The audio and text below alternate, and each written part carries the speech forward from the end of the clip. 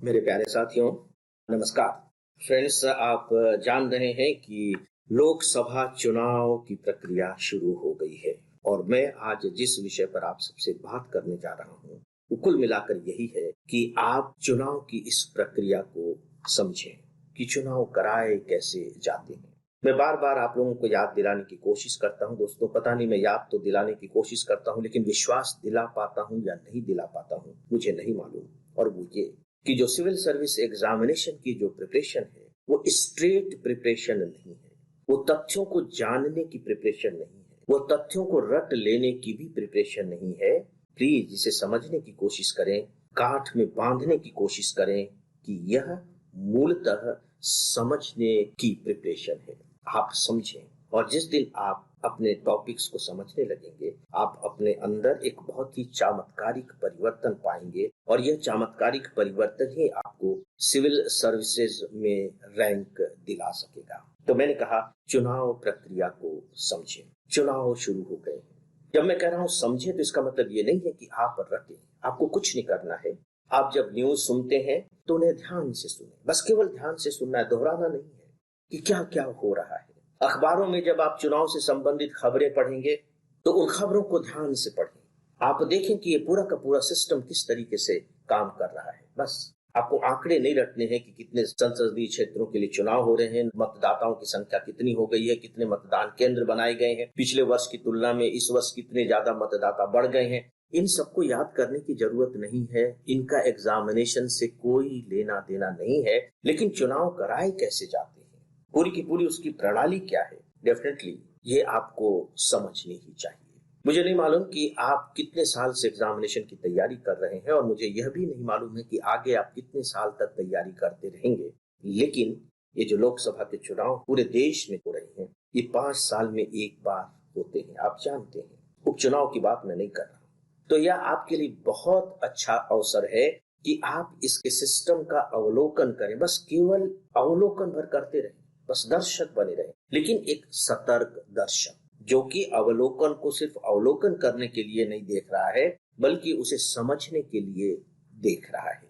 दोस्तों, मैं आपको इससे पहले भी बता चुका हूं कि जितने भी हमारे टॉपिक्स होते हैं, उन टॉपिक्स का विद इन द टॉपिक एक सिस्टम होता है। जब हम उस सिस्टम को पकड़ लेते हैं तो उस टॉपिक को समझना हमारे लिए आसान हो जाता है। या यूं कह लीजिए कि यदि हमने सिस्टम को जान लिया तो हमारे हाथ में ताले की चाबी आ गई। अगर हमारे हाथ में चाबी आ जाती है तो उस ताला को खोलना बहुत आसान हो जाता है, राइट? तो आइए हम थोड़े से इस ताले की चाबी को अपने हाथ में लेने की कोशिश करें। दोस्तों, इससे पहले कि आप अवलोकन करना शुरू करें, मैं आपको कुछ टॉपिक्स बता रहा हूं जो आपके सिलेबस के ही हिस्से हैं। आपको इन्हें पढ़ लेना चाहिए, क्योंकि यही आपके दिमाग के कैनवस को तैयार करेंगे। ठीक उसी तरह से जैसे कि कोई भी पेंटर पेंटिंग शुरू करने से पहले अपने कैनवास को एक रंग जैसा रंगता है, उस पर फिर चित्र उकेरता है। तो डेफिनेटली आप सामान्य अवलोकन करता नहीं है, आप एक सिविल सर्विस एग्जामिनेशन की तैयारी करने वाले अवलोकन करता है। और एक ऐसे अवलोकन करता है, हो सकता है कि किसी दिन जाकर के आपको चुनाव कराने पड़े, कौन जानता है। हो सकता है कि किसी दिन आप इलेक्शन कमिश्नर ही हो। यानी कि वह जो व्यावहारिकता इस क्षेत्र की है, वो व्यावहारिकता आपके अंदर उतर जानी चाहिए। और जब एक बार व्यावहारिकता उतर जाती है, तब फिर उससे पूछे जाने वाले प्रश्न हमारे लिए आसान हो जाते हैं। किताबों में पढ़ने से व्यावहारिकता समझ में नहीं आती, लेकिन व्यावहारिकता को आप अखबारों के जरिए समझ सके, इसके लिए बहुत जरूरी है कि आपके पास समझ की एक पृष्ठभूमि तो हो। तो वो बैकग्राउंड क्या हो सकती है? तो मैं आपको कुछ टॉपिक बताने जा रहा हूं। इन टॉपिक्स को आपको बहुत जल्दी करके आराम से पढ़ लेना चाहिए। जी हाँ, जल्दी करके आराम से। आपको विरोधाभास लग रहा होगा जब मैं कह रहा हूं कि जल्दी करके, इसका मतलब है कि अभी से पढ़ना शुरू कर दीजिए। बस आराम से कह रहा हूं कि इसका मतलब है कि इत्मीनान से पढ़िए, कि उसके तथ्य आपके दिमाग में रहें, ये टॉपिक आपके बहुत अच्छे से तैयार हो जाए। वो टॉपिक कौन कौन से हैं? डेफिनेटली लोकसभा का गठन। लोकसभा का गठन कैसे होता है? इसी के साथ ही चाहे तो आप राज्यसभा का गठन भी पढ़ सकते हैं। इस प्रकार से आप संसद को समझ जाएंगे। लोकसभा का गठन, जब आप लोकसभा का गठन पढ़ लेंगे, इसके बाद फिर आप पढ़िए लोक प्रतिनिधित्व कानून 1951। ये बहुत इंपॉर्टेंट टॉपिक है और आपके सिलेबस में अलग से मेंशन किया हुआ है, representation of the people act 1951। इसके बाद तीसरा टॉपिक होगा चुनाव आयोग। चुनाव आयोग, ये तीन बहुत इंपॉर्टेंट टॉपिक है। ये 3 इंपॉर्टेंट टॉपिक आपकी मदद करेंगे अवलोकन को सिद्धांतों में बदलने में। जब आप अवलोकन कर रहे होंगे तो आपको उनके बीच में जो गैप होते हैं, जिन्हें मैं बिटवीन द लाइंस कहता हूं, उन्हें आपको पकड़ना पड़ेगा। लेकिन उन्हें पकड़ने के लिए, उन्हें देखने के लिए एक दृष्टि चाहिए और समझने के लिए एक अलग तरह का दिमाग चाहिए। तो जब आप इन टॉपिक्स को पढ़ लेंगे तो डेफिनेटली आपके दिमाग को वह शक्ति मिल जाएगी और आपकी आंखों को वह क्षमता मिल जाएगी कि वह बाकायदे इन चुनाव की पूरी प्रणालियों को समझ सके। मैंने जो लोक प्रतिनिधित्व कानून 1951 की बात कही है वो इसलिए कही है कि देखिए, हमारे जो संविधान का अनुच्छेद है, अनुच्छेद 324, आगे भी चुनाव के बारे में कुछ बातें कही गई है, तो 4-5 आगे के अनुच्छेद हैं, लेकिन जो 324 अनुच्छेद है वह सीधे सीधे चुनाव आयोग से जुड़ा हुआ है, जो चुनाव आयोग को चुनाव कराने के लिए, किन के चुनाव कराने के लिए, संसद, विधानमंडल यानी कि केंद्र और राज्य की जो विधानमंडल है, संसद कहते हैं तो लोकसभा और राज्यसभा, जब विधानमंडल कहते हैं तो विधानसभा और विधान परिषद, और इसके साथ ही साथ राष्ट्रपति और उपराष्ट्रपति, इनके चुनाव के लिए चुनाव आयोग को अधिकृत किया गया है। और उसमें 3 बातें सबसे इंपॉर्टेंट कही गई है: सुपरिंटेंडेंस, डायरेक्शन एंड कंट्रोल। यानी कि जो चुनाव आयोग है वह फिर चुनाव की पूरी प्रणाली का अधीक्षण करेगा, सुपरविजन करेगा, निर्देशन करेगा यानी कि डायरेक्शन देगा, और कंट्रोल भी करेगा, यानी कि जो सारी शक्तियां हैं चुनाव के दौरान वो चुनाव आयोग में निहित हो जाती हैं। ये मैं आपको एक डायरेक्शन बता रहा हूं। जब आप घटनाओं को पढ़ेंगे तो उन घटनाओं को आप इस दृष्टि से देखने की कोशिश कीजिए, आपको चीजें एकदम से स्पष्ट होने लगेंगी। जब आप इन 3-4 टॉपिक्स को पढ़ लेंगे तो अब आप देखिए कि चुनाव आयोग को यह जिम्मेदारी दी गई है कि वह निष्पक्ष और पारदर्शी चुनाव कराए। चलिए हम पारदर्शी शब्द को हटा देते हैं। जो मतदान होना चाहिए वह बिल्कुल निष्पक्ष होना चाहिए, राइट, तटस्थ मतदान। तो अब सवाल ये उठता है कि यह निष्पक्ष मतदान कैसे हो, और इसके जो सारे अधिकार हैं, अधिकार ही नहीं दायित्व भी है, चुनाव आयोग के पास है। तो दोस्तों कैसे किया जा सकता है इसे, इसको लेकर के बाकायदे कुछ नियम कानून चुनाव आयोग ने खुद बनाए हैं, कुछ बाकायदे जो लोक प्रतिनिधित्व कानून है उसके अंतर्गत निहित है। तो उन सबको मिलाकर के एक सिस्टम तैयार हो जाता है। सबसे इंपॉर्टेंट पॉइंट देखिए इसमें क्या हुआ कि चुनाव निष्पक्ष होने चाहिए।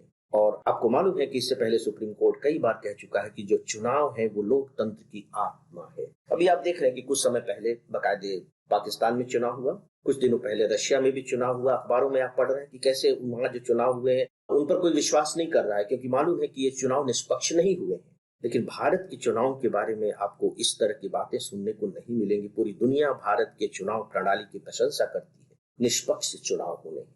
तो निष्पक्ष चुनाव हो सके इसके लिए बाकायदे एक आचार संहिता बनाई गई, कोड ऑफ कंडक्ट बनाया गया है। कोड ऑफ कंडक्ट यानी कि इसका पालन किया जाना चाहिए।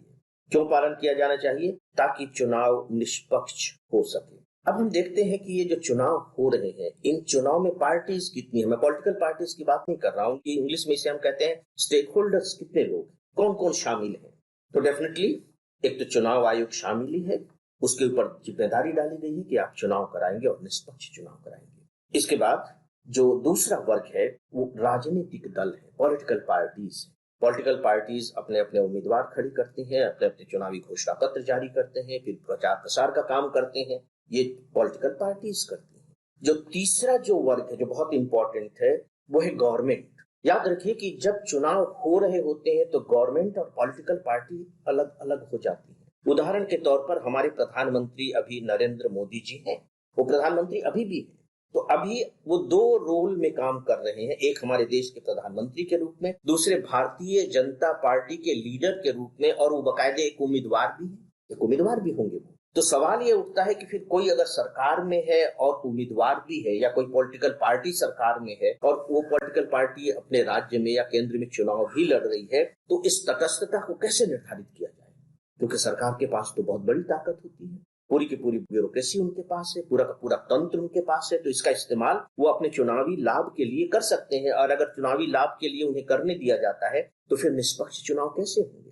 फिर तो इन्हें सत्ता से हराना बहुत मुश्किल होगा। तो दोस्तों कोड ऑफ कंडक्ट में इस तरह की व्यवस्था की गई है कि नहीं, राजनीतिक दल अलग है और प्रशासन अलग है, जिसे आप कह सकते हैं कि सरकार अलग है। यानी कि जो राजनीतिक दल है भले ही वो सरकार में ही है, लेकिन वह प्रशासनिक तंत्र का इस्तेमाल अपने चुनावी प्रचार के दौरान नहीं कर सकते। मैं आपको इसके बारे में एक घटना बताना चाहूंगा कि जब चुनाव हुए थे, मिसेस इंदिरा गांधी उसमें जीत करके आई थी, तो बाकायदे उनके खिलाफ केस दायर किया गया कि इन्होंने चुनाव में तंत्र का गलत इस्तेमाल किया, और बाकायदे न्यायालय ने उनके खिलाफ यानी कि इंदिरा गांधी के खिलाफ फैसला दिया कि हाँ, इन्होंने तंत्र का गलत इस्तेमाल किया है। मांग की जाने लगी कि आप इस्तीफा दीजिए, आप गलत तरीके से चुनाव जीत करके आई हैं, और उसी के परिणाम स्वरूप फिर मिसेस गांधी ने अपना हायर कोर्ट में अपील की और देश में इमरजेंसी लगाई। ये एक घटना है, तो ये बताती है कि कैसे हमारा चुनाव आयोग कोशिश करता है कि चुनाव बिल्कुल निष्पक्षता के साथ हो। इसके बाद जो चौथा वर्ग है वो आप और हम हैं, वोटर, मतदाता। तो दोस्तों ये जो 4 वर्ग हैं, इन चारों वर्गों के लिए आचार संहिता की व्यवस्था की गई है।